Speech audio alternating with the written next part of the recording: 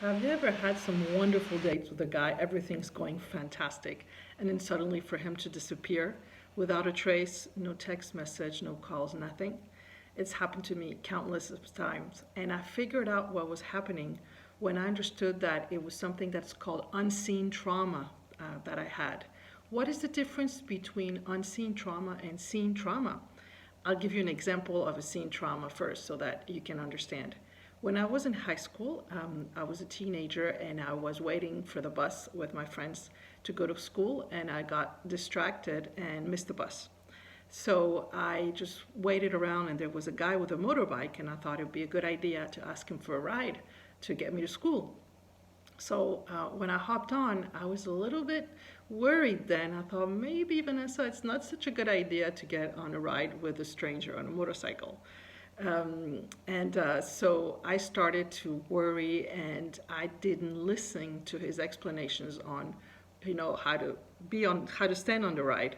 So I didn't move my legs, and I got the exhaust pipe that burned my ankle pretty bad.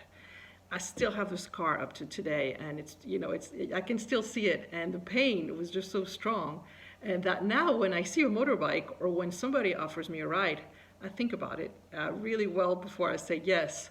Or if I do say yes, I pay very close attention to when I sit on it.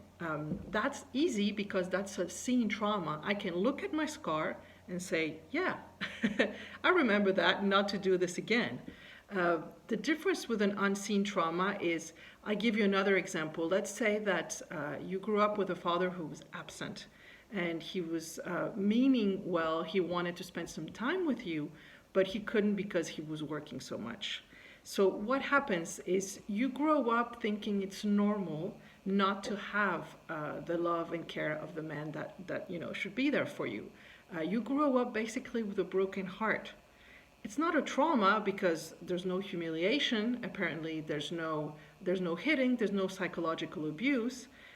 However, you do slowly get used to the fact that you're not going to have the love of the man that is supposed to be there for you.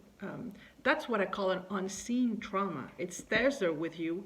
It doesn't take too much space in your life. You don't notice it as much.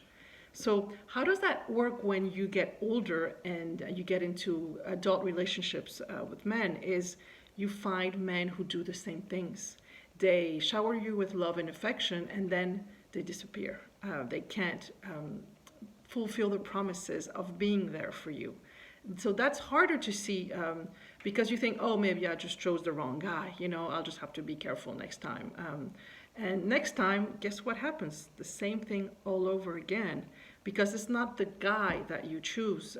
It's the unseen trauma that you have in yourself that constantly looks for these types of people. You're attracted to them, and they're attracted to you.